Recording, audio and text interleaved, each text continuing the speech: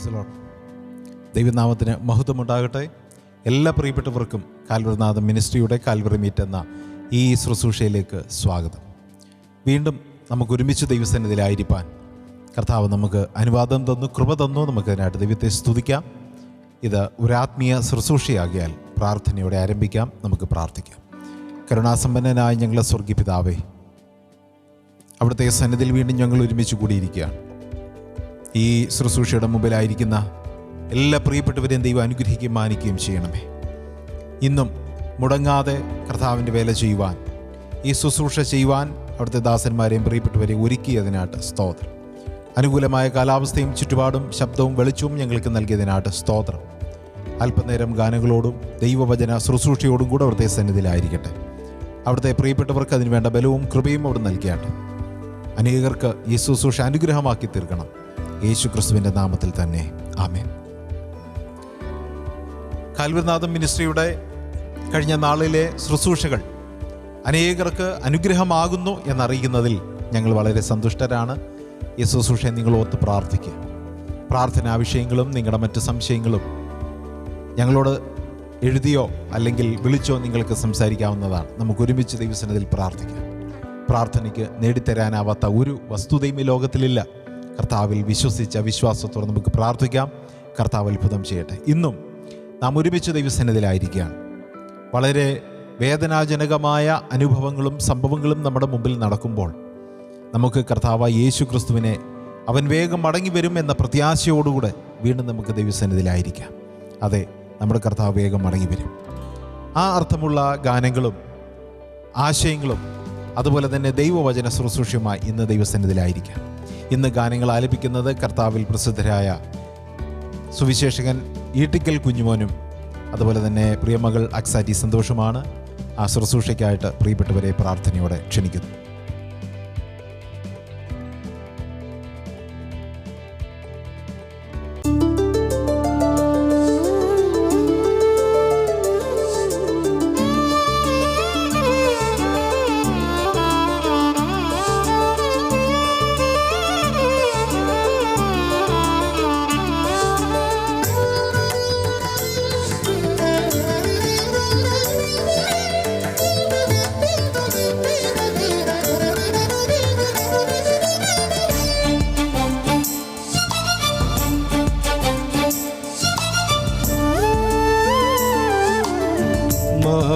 മാനവരക്ഷയ്ക്കായി മാനുഷ്യവേഷം പൂണ്ട് മഹിയിതിൽ വന്നു രക്ഷകൻ. ശ്രീയേശുവായി മഹിയിതിൽ വന്നു രക്ഷകൻ. മാനവരക്ഷയ്ക്കായി മാനുഷ്യവേഷം പൂണ്ട് മഹിയിതിൽ വന്നു രക്ഷകൻ. ശ്രീയേശുവായി മഹിയിതിൽ വന്നു രക്ഷകൻ.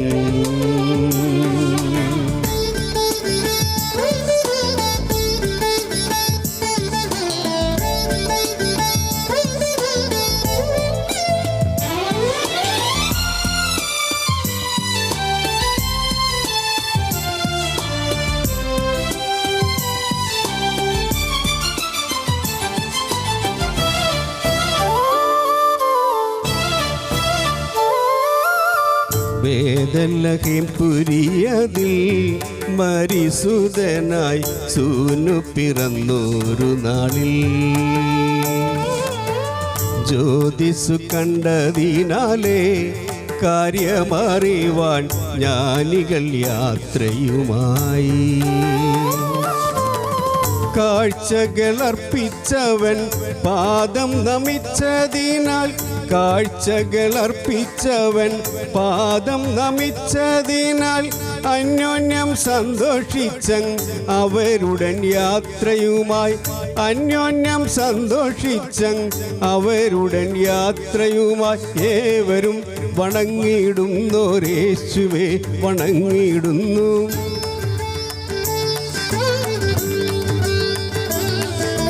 പാരിതിൽ പാപനാശമകറ്റാൻ ഹീനനായി തീർന്ന ദൈവകുമാരനവൻ. മാനവരക്ഷയ്ക്കായി മാനുഷ്യവേഷം പൂണ്ട് മഹിയിതിൽ വന്നു രക്ഷകൻ. ശ്രീയേശുവായി മഹിയിതിൽ വന്നു രക്ഷകൻ.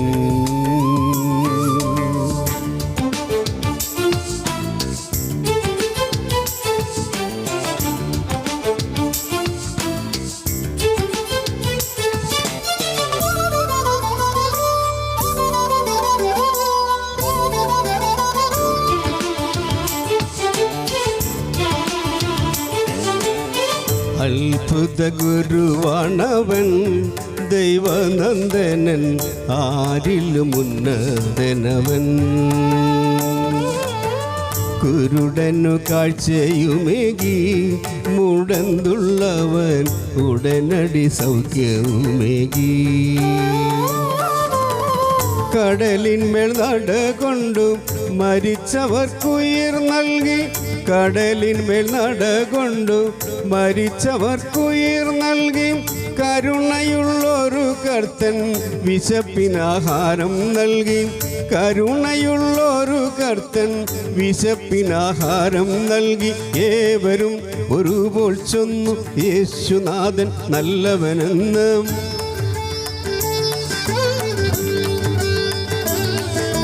പാരിതിൽ പാപമൊട്ടുമേശാതെ പാലനം ചെയ്ത ദൈവകുമാരനവൻ. മാനവരക്ഷയ്ക്കായി മാനുഷ്യവേഷം പൂണ്ട് മഹിയിതിൽ വന്നു രക്ഷകൻ. ശ്രീയേശുവായി മഹിയിതിൽ വന്നു രക്ഷകൻ.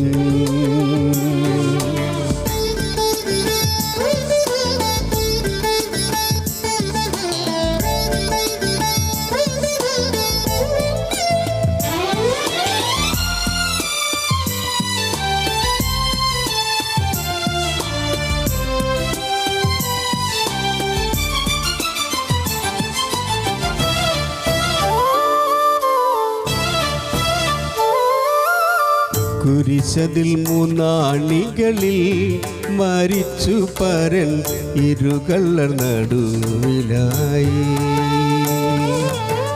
തിരുവെഴുത്തിന് വൃത്തിയായി തിരുബലിയായി മനുജരിൻ പാപം തീർപ്പാനായി. കല്ലറ ഭേദിച്ചവൻ ഉയിർത്തെഴുന്നേറ്റുകൊണ്ട്, കല്ലറ ഭേദിച്ചവൻ ഉയിർത്തെഴുന്നേറ്റുകൊണ്ട് മരണത്തെ ജയിച്ചുതാൻ ജയഭേരി മുഴക്കിനാൻ. മരണത്തെ ജയിച്ചുതാൻ ജയഭേരി മുഴക്കിനാൻ. കാഹളം ധ്വനിക്കും നേരം മേഘവാഹന വന്നിടുമീശൻ.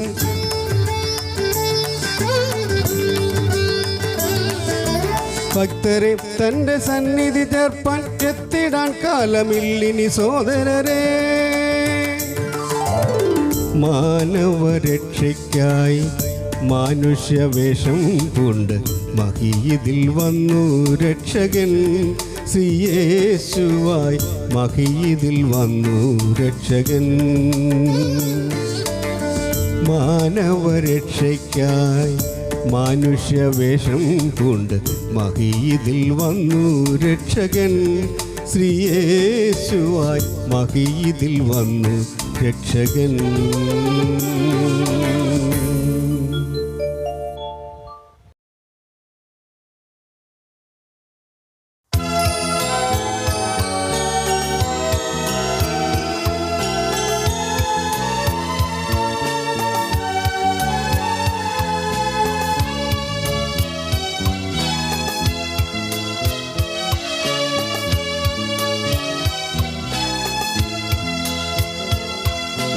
വാഴ്ത്തുക നീ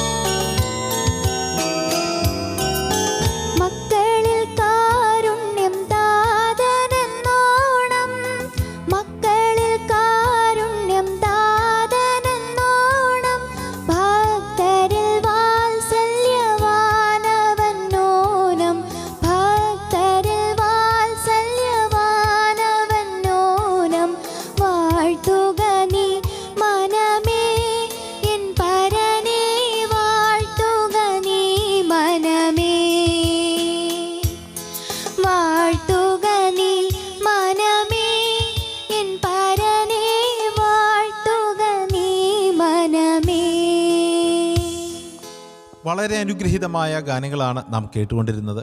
പ്രിയപ്പെട്ടവരെ, ദൈവം അനുഗ്രഹിക്കട്ടെ. തുടർന്നുള്ള നാളുകളിൽ ദൈവനാമ മഹത്വത്തിനു വേണ്ടി അവർക്ക് ലഭിച്ച കൃപാവരം ഉപയോഗിക്കുവാൻ ദൈവം കൃപ നൽകട്ടെ എന്ന് നമുക്ക് പ്രാർത്ഥിക്കാം. ദൈവവചന ശുശ്രൂഷയുടെ മുമ്പാകെ നാം ഇരിക്കുകയാണ്. അനേകരെ രൂപാന്തരപ്പെടുത്തിയ, ഇന്നും അനേകരുടെ ജീവിതത്തിൽ രൂപാന്തരപ്പെടുത്തിക്കൊണ്ടിരിക്കുന്ന, അനേകർക്ക് സത്യപാത കണ്ടുമുട്ടുവാനിടയായ സന്തോഷത്തിൻ്റെയും സമാധാനത്തിൻ്റെയും ആ വലിയ ഒരു നിറവ് നമുക്ക് നൽകുന്ന ആ ദൈവവചനം ഇന്ന് നമ്മുടെ മുമ്പിൽ തുറക്കപ്പെടുകയാണ്. കർത്താവിൽ പ്രസിദ്ധനായ ബ്രദർ സുവിശേഷകൻ ഈട്ടിക്കൽ കുഞ്ഞുമോൻ അദ്ദേഹത്തിൻ്റെ ജീവിത അനുഭവങ്ങളോടുകൂടെ ദൈവവചനം ശുശ്രൂഷിക്കുകയാണ്. പ്രാർത്ഥനയോടെ നമുക്ക് കേൾക്കാം. കർത്താവിൻ്റെ ദാസനെ പ്രാർത്ഥനയോടെ ക്ഷണിക്കുന്നു.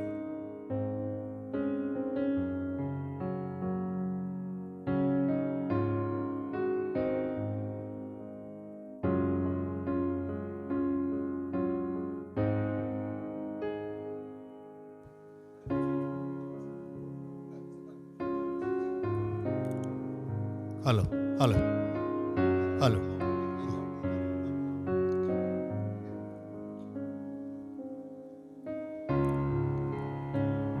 ദൈവനാമത്തിന് മഹത്വമുണ്ടാകട്ടെ. കാൽവരി നാദം മിനിസ്ട്രീസിൻ്റെ ഈ ഫ്ലോറിൽ ഒന്ന് നിൽക്കുവാൻ ദൈവം അനുവദിച്ചത് ഓർത്ത് കർത്താവിനെ സ്തുതിക്കുന്നു, സ്തോത്രം ചെയ്യുന്നു. ഇതിൻ്റെ സംഘാടകരായിരിക്കുന്ന പ്രിയപ്പെട്ടവരെ ഓർത്ത് കർത്താവിനെ സ്തുതിക്കുകയും അവരോടുള്ള നന്ദി പ്രാരംഭമായി അറിയിക്കുകയും ചെയ്യുന്നു. ഈ ശുശ്രൂഷയിൽ വന്ന് എനിക്കും പങ്കെടുക്കുവാൻ ദൈവം അനുവദിച്ചതിൽ ഞാൻ സന്തോഷവാനാണ്.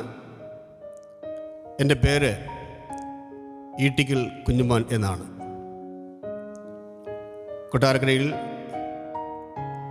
തൃക്കണ്ണമംഗൽ ഭാഗത്ത് താമസിച്ചുകൊണ്ട് കത്രിവേലയിൽ ഏർപ്പെട്ട് വരികയാണ് ചെയ്യുന്നത്. ഞാൻ റാന്നി സ്വദേശി ആയിരുന്നു. അവിടെ ആയിരുന്ന സന്ദർഭങ്ങളിൽ യേശുക്രിസ്തുവിനെ അറിയുവാനുള്ള ഭാഗ്യം എനിക്ക് ലഭിക്കുകയുണ്ടായി. 1978 തികച്ചും ഒരു പള്ളിഭക്തനായ എനിക്ക് ഒരു വൈദികൻ മുഖാന്തരമായി യേശുക്രിസ്തുവിനെ കണ്ടുമുട്ടുവാനുള്ള ഭാഗ്യം കൃപയാൽ ലഭിക്കുകയുണ്ടായി. അതിനെ തുടർന്ന് കർത്താവിൻ്റെ വചനത്തെക്കുറിച്ച് പഠിക്കുവാനും കത്രിവേലയെക്കുറിച്ചുള്ള ആകാംക്ഷ എൻ്റെ ഹൃദയത്തിൽ ഉണ്ടാകുകയും ചെയ്തതിൻ്റെ പശ്ചാത്തലത്തിൽ കർത്താവിൻ്റെ വേലയ്ക്കുള്ള വിളി എനിക്ക് ഉണ്ടാകുകയും 1982, 85 കാലയളവിൽ കർത്താവിൻ്റെ വചനം ക്രമമായി അഭ്യസിക്കുവാനുള്ള ഭാഗ്യവും എനിക്ക് കൃപയാൽ ലഭിക്കുകയുണ്ടായി. അതിനെ തുടർന്ന് കത്രിവേലയോട് ബന്ധപ്പെട്ട് വിവിധ ഇടങ്ങളിൽ ശുശ്രൂഷകളിൽ ആയിരിക്കാനും കർത്താവ് നൽകുന്ന അവസരങ്ങൾ ദൈവനാമ മഹത്വത്തിനായി ഉപയോഗിക്കുവാനും ദൈവം സഹായിച്ചുകൊണ്ടിരിക്കുന്നു. എനിക്ക് ഭാര്യയും 2 കുഞ്ഞുങ്ങളുമാണ്.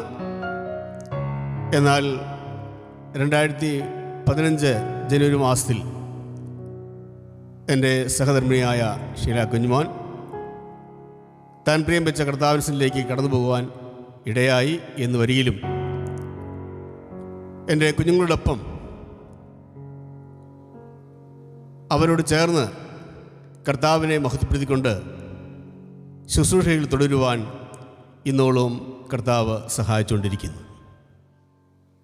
ഒപ്പം ഒരു മരുമകനും ഒരു കൊച്ചുമകളും എനിക്കുണ്ട്. അവരും സന്തോഷത്താൽ എന്നോട് ചേർന്ന് പ്രവർത്തനങ്ങളിൽ ഏർപ്പെട്ടു വരുന്നു. കർത്താവിൻ്റെ വേലയോട് ബന്ധപ്പെട്ട്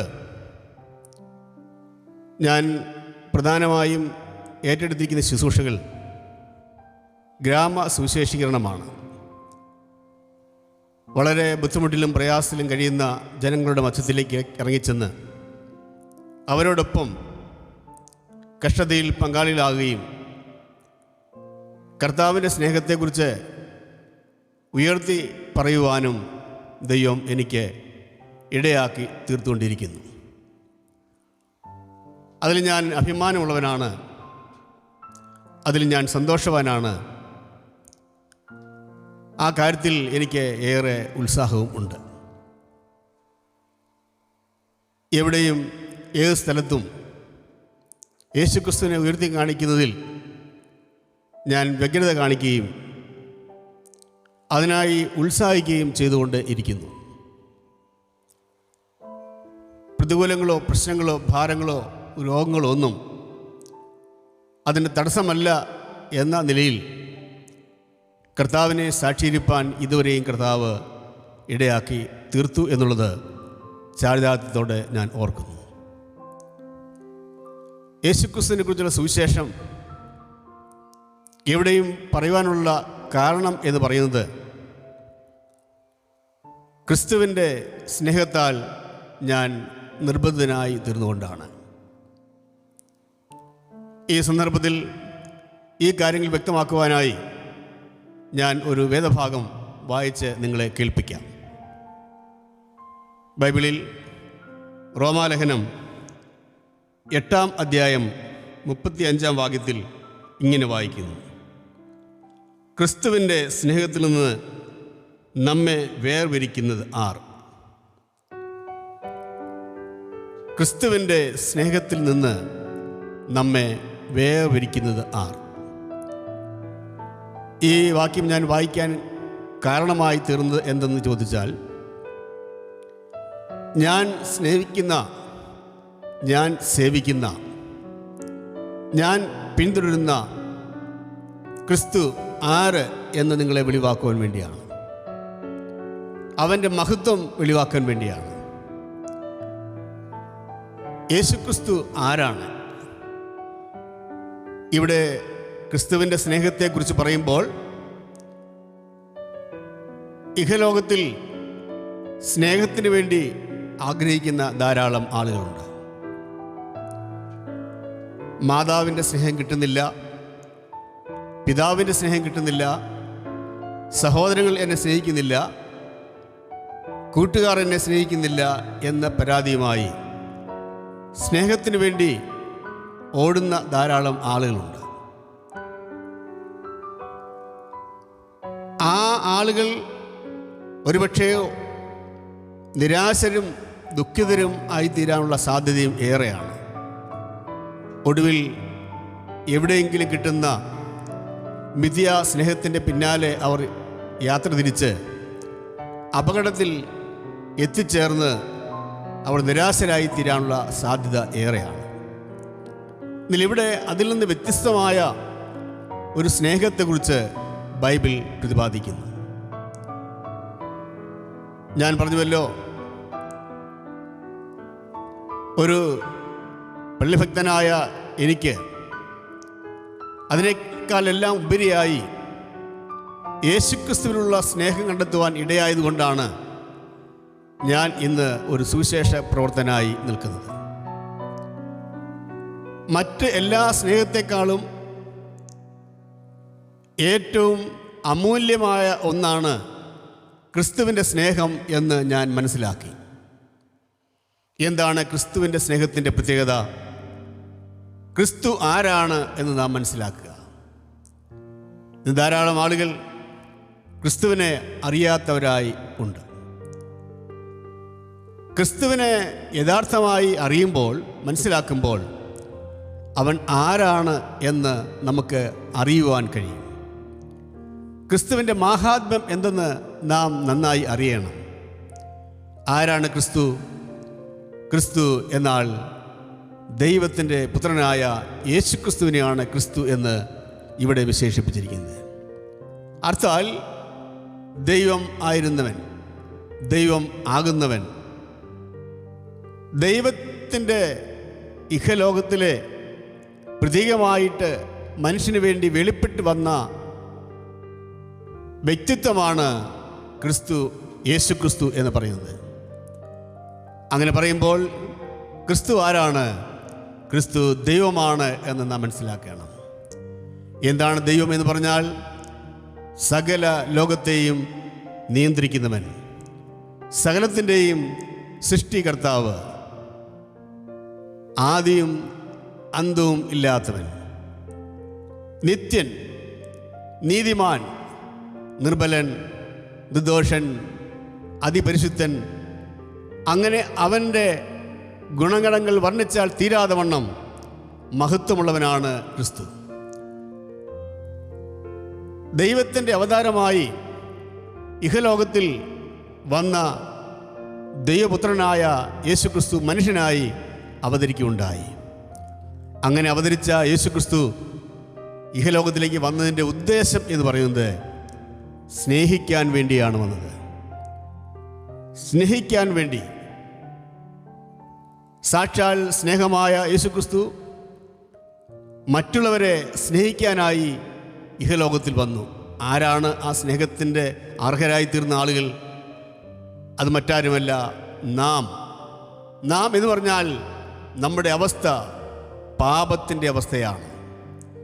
പാപികളായ, ദോഷികളായി തീർന്ന പാപലോകത്തിൽ പാപത്തിൻ്റെ പാശക്കെട്ടുകളാൽ കെട്ടപ്പെട്ടവരായി പാപത്തിൻ്റെ വിവിധോന്മുഖങ്ങളായ സ്വഭാവങ്ങൾ ജീവിതത്തിൽ അനുവർത്തിച്ചുകൊണ്ട് ലോകത്തിൽ ദൈവമില്ലാത്തവരായി, ദൈവത്തെ അറിയാത്തവരായി മുന്നോട്ട് പോകുന്ന ജനസമൂഹത്തെ സ്നേഹിക്കുവാൻ ദൈവപുത്രനായ യേശുക്രിസ്തു, പാപമില്ലാത്ത പരിശുദ്ധനായ ദൈവം താൻ തന്നെ ഇഹലോകത്തിലേക്ക് കടന്നു വന്ന് നമ്മെ സ്നേഹിച്ചു എന്നുള്ളതാണ് ക്രിസ്തുവിൻ്റെ സ്നേഹത്തിൻ്റെ പ്രത്യേകത എന്ന് പറയുന്നത്.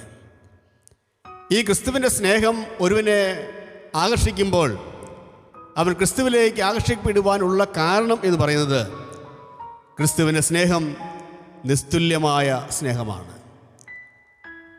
അത് വില കൊടുക്കാതെ, നാം ആവശ്യപ്പെടാതെ നമ്മെ തേടി വന്ന സ്നേഹമാണ്. നമ്മുടെ അവസ്ഥ കണ്ടിട്ട് മനസ്സലിഞ്ഞ് നമ്മെ സഹായിക്കുവാൻ വന്ന സ്നേഹമാണ്.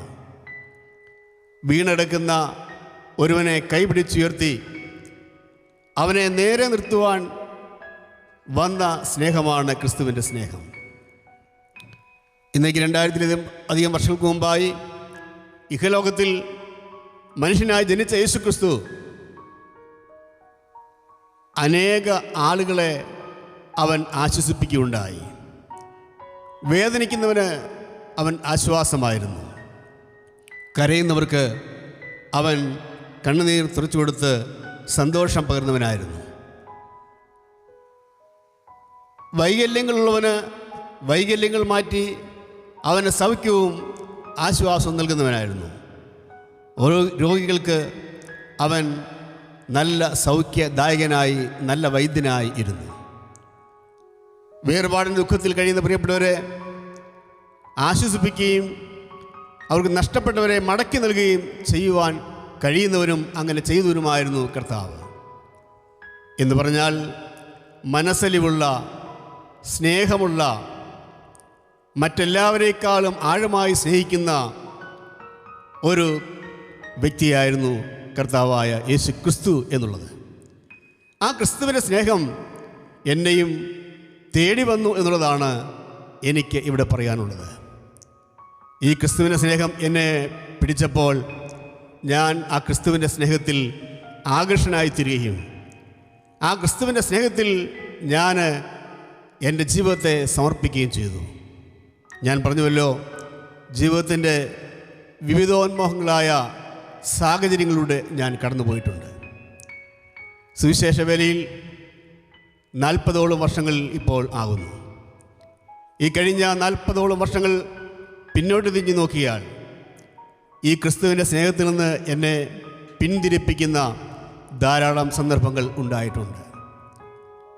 ഈ ഞാൻ വായിച്ച വേദഭാഗത്തിൻ്റെ അടുത്തുള്ള ഭാഗങ്ങൾ വായിക്കുമ്പോൾ ഇങ്ങനെ നാം കാണുന്നുണ്ട്: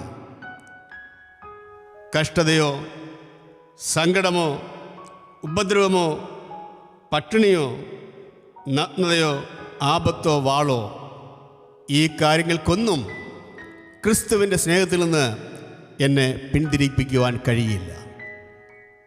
ക്രിസ്തുവിൻ്റെ സ്നേഹത്തിൽ നിന്ന് പിന്തിരിപ്പിക്കുവാൻ ജീവിതത്തിൽ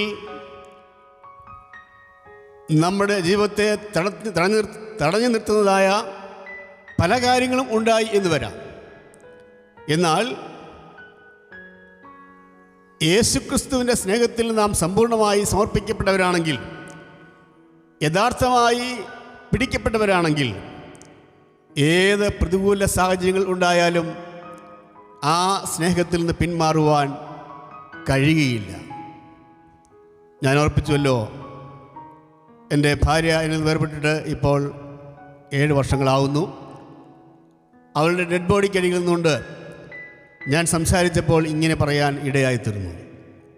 മറ്റൊന്നുമല്ല, ഈ വിധത്തിലുള്ള വേർപാടിൻ്റെ വേദനകൾ എൻ്റെ ജീവിതത്തിൽ ഉണ്ടായാലും കർത്തൃവേലയിൽ ഞാൻ പിന്നോട്ട് പോകില്ല, ഞാൻ മുന്നോട്ട് തന്നെ പോകും എന്ന് ശക്തമായി എനിക്ക് അവിടെ വെച്ച് പറയാൻ ഇടയായി തീർന്നു എന്നുള്ളത് ഈ സ്നേഹവാനായ ക്രിസ്തുവിൻ്റെ സ്നേഹം എന്നെ പിടിച്ചിരുന്നുകൊണ്ട് മാത്രമാണ്. എതിർപ്പുകൾ എനിക്ക് ധാരാളം ഉണ്ടായിട്ടുണ്ട്. രോഗങ്ങൾ വിവിധ നിലയിൽ വന്നുപെട്ടിട്ടുണ്ട്. പരിശോധനകൾ ധാരാളം ഉണ്ടായിട്ടുണ്ട്. ജീവിതത്തിൻ്റെ ബദ്ധപ്പാടിന് നടുവിലൂടെ മുൻപോട്ട് പോകേണ്ട സാഹചര്യങ്ങൾ ഉണ്ടായിട്ടുണ്ട്. അകത്തുനിന്നും പുറത്തുനിന്നും പ്രതികൂലങ്ങൾ ഏറെ വന്നിട്ടുണ്ട്. എന്നാൽ അവിടെയെല്ലാം എന്നെ നിലനിർത്തിയത് മറ്റൊന്നുമല്ല, ഈ പരമവൈദ്യനായ സ്നേഹവാനായ ക്രിസ്തുവിൻ്റെ സ്നേഹം എന്നിൽ ബലമായി പിടിച്ചിരുന്നുകൊണ്ട് ഈ വിധമായ പ്രതികൂലങ്ങളുടെ മധ്യത്തിൽ തളർന്നു പോകാതെ, ക്ഷീണിച്ചു പോകാതെ നേരെ നിൽപ്പാൻ ദൈവം കൃപ നൽകുകയുണ്ടായി. എന്നെ കേൾക്കുന്ന എൻ്റെ സ്നേഹിതരോട് ഞാൻ പറയട്ടെ, നിങ്ങളൊരു പക്ഷേ വിശ്വാസിയായിരിക്കാം, അവിശ്വാസിയായിരിക്കാം.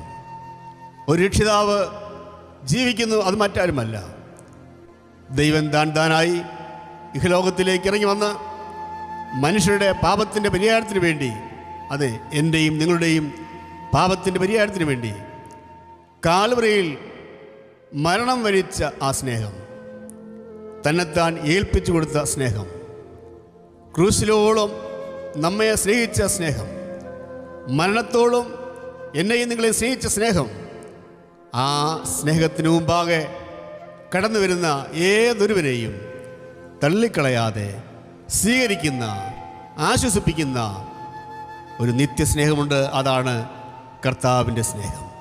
ആ സ്നേഹം എന്നെ ആഴമായി പിടിച്ചിരുന്നുകൊണ്ട് മാത്രമല്ല, ഞാൻ എന്നെ തന്നെ ആ സ്നേഹത്തിന് മുമ്പാകെ സമ്പൂർണ്ണമായി സമർപ്പിച്ചിരുന്നതുകൊണ്ട് എൻ്റെ ജീവിതത്തിൽ ഇന്നും ഞാൻ സന്തോഷവാനാണ്, ഞാൻ ഇന്നും ആനന്ദവാനാണ്. ഈ അടുത്ത സമയത്ത് കോവിഡ് മഹാമാരി എന്ന ബാധ എന്നെയും ആഴമായി പിടിക്കുകയുണ്ടായി. മരണത്തിൻ്റെ വക്കോട് ഞാൻ എത്തപ്പെടുകയുണ്ടായി. മരണം എന്നെ കാർന്നു തിന്നും എന്ന് ഞാൻ വിചാരിച്ചു പോയി.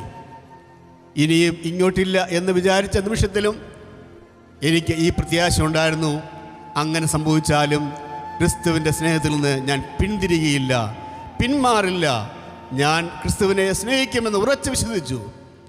സ്തോത്രം. എന്തുകൊണ്ടെന്നാൽ ദൈവം എന്നെ മടക്കി വരുത്തി. ഇന്ന് നിങ്ങളുടെ മുമ്പാകെ ഇങ്ങനെ സംസാരിക്കുവാൻ എനിക്ക് ബലം നൽകിയത് ക്രിസ്തുവിൻ്റെ സ്നേഹം എന്നെ സഹായിച്ചുകൊണ്ടാണ്. അവൻ്റെ അത്ഭുതകരമായ വിടുതൽ എൻ്റെ പേരിൽ അയച്ചുകൊണ്ടാണ്. അവിടെ സ്നേഹിത, നീ നിരാശനാണെങ്കിൽ, ദുഃഖിതനാണെങ്കിൽ, പാപത്തിൻ്റെ വഴിയെ പോകുന്ന ആളാണെങ്കിൽ, സന്തോഷമില്ലാത്തവനാണെങ്കിൽ, ക്രിസ്തു നിന്നെയും സ്നേഹിക്കും. നിന്നെയും അവൻ മാടി വിളിക്കുന്നു. അവൻ്റെ അടുക്കിലേക്ക് കടന്നു വന്നാൽ നിൻ്റെ ജീവിതത്തിൽ സമാധാനം ഉണ്ടാകും, സന്തോഷമുണ്ടാകും, ആനന്ദമുണ്ടാകും. നിൻ്റെ ജീവിതം അത് ആനന്ദഭരിതമായി മാറും എന്ന് മാത്രമല്ല, നിരാശ മാറി നിനക്ക് ഒരു പ്രതീക്ഷ നൽകുന്ന ജീവിതം തരുവാൻ ക്രിസ്തു സന്നദ്ധനാണ്. ഈ ക്രിസ്തുവിനെ സ്നേഹിക്കുവാൻ തയ്യാറാണോ? അങ്ങനെ വന്നാൽ നിങ്ങളുടെ ജീവിതം ധന്യമായി തീരും. ഈ ലോകത്തിൽ പാപത്തിൻ്റെ പിന്നാലെ യാത്ര ചെയ്ത് നിത്യമരണത്തിൻ്റെ അവകാശികളായി ജീവിക്കുന്നതിനേക്കാൾ ഉപരിയായി യേശു ക്രിസ്തുവിനെ പിൻപറ്റി ക്രിസ്തുവിൻ്റെ സ്നേഹം നീ സ്വീകരിച്ച് അവൻ്റെ പിന്നാലെ യാത്ര ചെയ്താൽ നിനക്ക് സായുജ്യം അടയുവാൻ ഇടയായിത്തീരും. യേശുക്രിസ്തുമായുള്ള സന്തോഷത്തിലും സ്നേഹത്തിലും ഇഹലോകത്തിൽ ജീവിതം കഴിപ്പാൻ ഇടയായിത്തീരും. അങ്ങനെ ആയിത്തീരുവാൻ എൻ്റെ അനുവാചകർക്ക് സർവശക്തനായ ദൈവം ഇടയാക്കി തീർക്കട്ടെ എന്ന പ്രാർത്ഥനയോടുകൂടി ഞാൻ എൻ്റെ ഈ വാക്കുകൾ ഇവിടെ നിർത്തുന്നു. കർത്താവിൻ്റെ നാമം ഇന്നും എന്നേക്കും മഹത്വപ്പെടുമാറാകട്ടെ. ആമേൻ. വളരെ വർഷങ്ങൾക്ക് മുമ്പ് ഒരു പരിചയക്കാരൻ്റെ കടയിൽ അദ്ദേഹം കടന്നു ചെന്നു. വീട്ടിൽ കഴിക്കാനായിട്ടൊന്നുമില്ല, പട്ടിണിയാണ്. വളരെ പ്രയാസത്തോടെ, വേദനയോടെ, പ്രതീക്ഷയോടെ അദ്ദേഹം ചെന്ന് ചോദിച്ചു, എനിക്കല്പം അരി തരുമോ? കാരണം വീട്ടിൽ കഴിക്കാനായിട്ടൊന്നുമില്ല. വളരെ പ്രതീക്ഷയോടെയാണ് ചോദിച്ചതെങ്കിലും ആ കടക്കാരൻ ഇങ്ങനെ പറഞ്ഞു, ഒരു ഉപദേശിക്ക് ഞങ്ങളൊന്നും കൊടുക്കുകയില്ല, അരി കൊടുക്കുകയില്ല. കാരണം അവർ പണം തിരികെ തരികയില്ല. ഒരുപക്ഷെ അങ്ങനെ ചെയ്യുന്നവരുണ്ടാകാം. പക്ഷേ ആ ഉത്തരം അദ്ദേഹത്തിൻ്റെ ഹൃദയത്തെ തകർത്തു. വേദനയോടെ, കണ്ണുനീരോടെ മടങ്ങി വന്നു.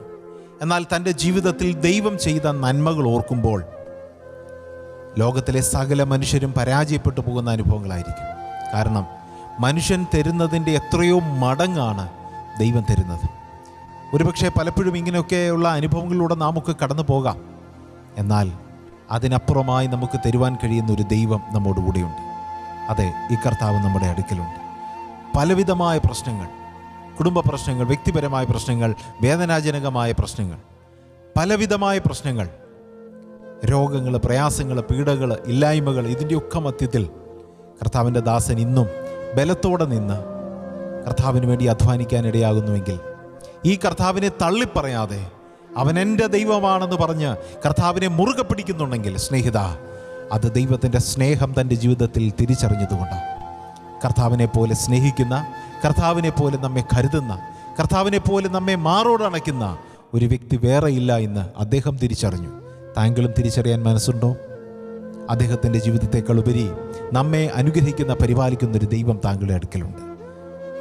ഒരു നിമിഷം ആ കർത്താവിൻ്റെ അടുക്കൽ, ആ പാദത്തിലിരുന്ന്, കർത്താവേ, എനിക്ക് നിന്നെ ആവശ്യമാണ്, നീ എൻ്റെ ജീവിതത്തിലേക്ക് കടന്നു വരണമേ, എൻ്റെ സകല പാപങ്ങളും കുറവുകളും നീ ക്ഷമിക്കണം, എന്നെ അവിടുത്തെ മകനായി മകളായി സ്വീകരിക്കണം, ആ പുസ്തകത്തിൽ എൻ്റെ പേരും എഴുതണം, അവിടുന്ന് മടങ്ങി വരുമ്പോൾ എന്നെയും അവിടുത്തെ സന്നിധിയിൽ ചേർക്കണം. ഈ പ്രാർത്ഥനയോടെ ആ സന്നിധിയിൽ വീണ് അപേക്ഷിച്ചാൽ താങ്കളുടെ സകല പാപങ്ങളും ക്ഷമിക്കുകയും ദൈവത്തിൻ്റെ സന്നിധിയിൽ വലിയൊരു സ്ഥാനത്തോടുകൂടെ കർത്താവ് താങ്കളെ സ്വീകരിക്കുകയും ചെയ്യും. സകല പ്രശ്നങ്ങളും പ്രതികൂലങ്ങളും പ്രയാസങ്ങളും അവിടെ മാറുകയാണ്. ഒരു സന്തോഷകരമായ ഒരു അനുഭവം ദൈവം താങ്കൾക്ക് തരികയാണ്. ആ ആഹ്വാനത്തോടെ അങ്ങനെ ചെയ്യുവാൻ ദൈവത്തിൻ്റെ പരിശുദ്ധാത്മാവിനാൽ നിങ്ങളെ പ്രേരിപ്പിച്ചുകൊണ്ട് വാക്കുകൾ ചുരുക്കുന്നു. ഈ ശുശ്രൂഷ കേട്ട എല്ലാവരെയും ദൈവം അനുഗ്രഹിക്കട്ടെ. കർത്താവിൻ്റെ വരവ് താമസമെങ്കിൽ മറ്റൊരു എപ്പിസോഡുമായിട്ട് അടുത്ത ആഴ്ച നമുക്ക് വീണ്ടും കാണാം.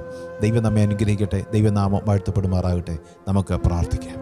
കരുണാസമ്പന്നനായ ഞങ്ങളുടെ സ്വർഗീയ പിതാവേ, ഇതുവരെയും കർത്താവിൻ്റെ സന്നിധിയിലിരുന്ന് ഈ ശുശ്രൂഷ ചെയ്യുവാൻ ബലം നൽകിയതിനായിട്ട് സ്തോത്രം. പാട്ടുകൾ പാടുവാനും വചനം അറിയിപ്പാനും ഇവിടുത്തെ പ്രിയപ്പെട്ടവർക്ക് ദൈവം ബലം നൽകിയല്ലോ, സ്തോത്രം. അനുഗ്രഹീതമായ ചുറ്റുപാടും സമൂഹവും ഒക്കെ ഞങ്ങൾക്ക് നൽകിയല്ലോ, സ്തോത്രം.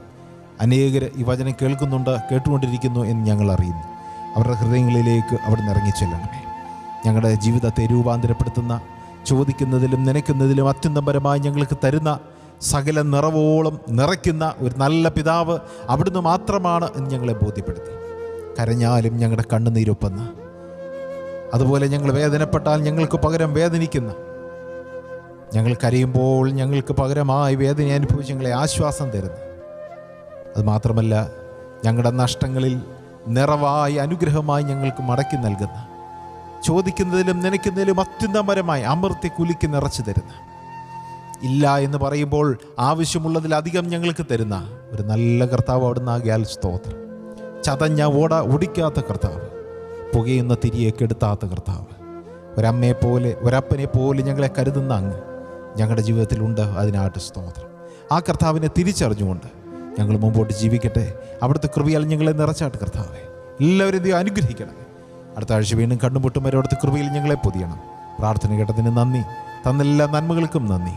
യേശു ക്രിസ്തുവിൻ്റെ അതിപരിശുദ്ധമായ നാമത്തിൽ തന്നെ ആമേൻ. പിതാവാം ദൈവത്തിൻ്റെ സ്നേഹവും കർത്താവായ യേശു ക്രിസ്തുവിൻ്റെ കൃപയും ആശ്വസിപ്പിച്ച് വഴി നടത്തുന്ന പരിശുദ്ധാത്മാവിൻ്റെ കൂട്ടായ്മയും സഹവാസവും കാവലും പരിപാലനവും നാം എല്ലാവരോടും കൂടെ ഇന്നും എന്നേക്കും ഉണ്ടായിരിക്കുമാറാകട്ടെ. ആമേൻ, ആമേൻ.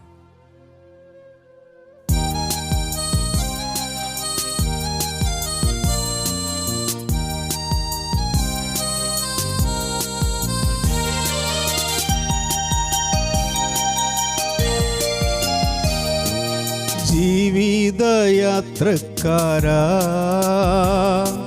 കാലടികൾ എങ്ങോട്ട്?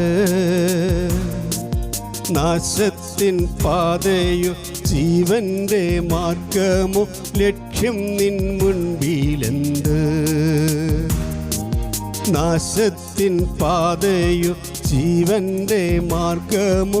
ലക്ഷ്യം നിൻ മുൻപിലെന്ത്? ജീവിതയാത്രക്കാരാ കാലടികൾ എങ്ങോട്ട്? നാശത്തിൻ പാതയോ ജീവന്റെ മാർഗമോ? ലക്ഷ്യം നിൻ മുൻപിലെന്ത്? നാശത്തിൻ പാതയോ ജീവന്റെ മാർഗമോ? ലക്ഷ്യം നിൻ മുൻപിലെന്ത്?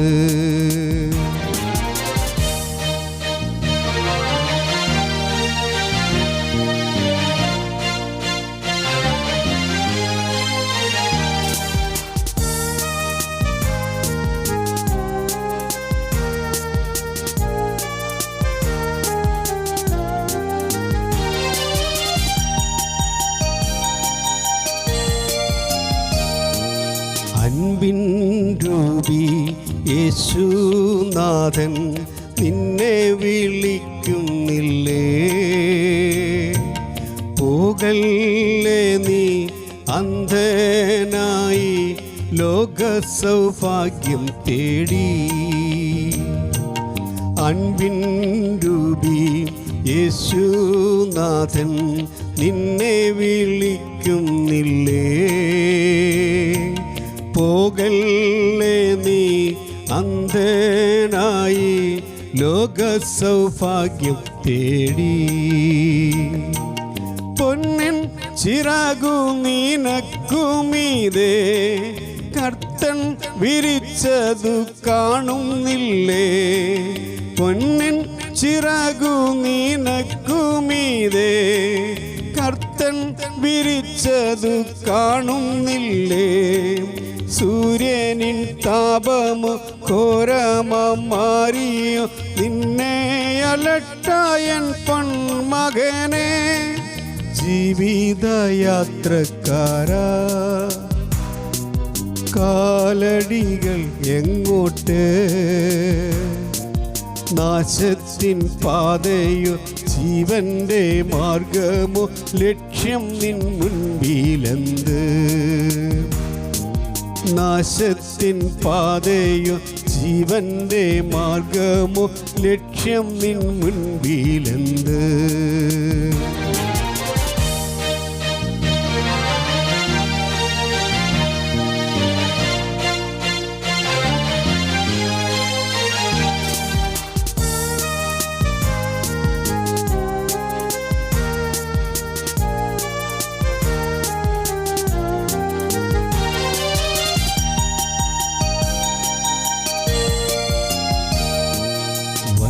വൈഷമ്യമാം മേടുകളെ എങ്ങനെ നീ കടക്കും? എങ്ങനെ നീ യോർദാനിൻ്റെ അക്കരെ ചെന്നു ചേരും? വൈഷമ്യമാം മേടുകളെ എങ്ങനെ നീ കടക്കും? എങ്ങനെ നീ യോർദാനിൻ്റെ അക്കരെ ചെന്നു ചേരും? നിൻ തോണിയിൽ കർത്തൻ യേശുവുണ്ടോ? നിന്നാവിൽ പ്രാർത്ഥന ഗാനമുണ്ടോ? നിൻ തോണിയിൽ കർത്തൻ യേശുവുണ്ടോ? നിന്നാവിൽ പ്രാർത്ഥന ഗാനമുണ്ടോ? പുത്തൻ ഗാനങ്ങളും പാടി സ്തുതിക്കുവാൻ വൃത്തയുടെ സ്വർഗീയ ശാന്തിയുണ്ടോ? ജീവിതയാത്രക്കാരാ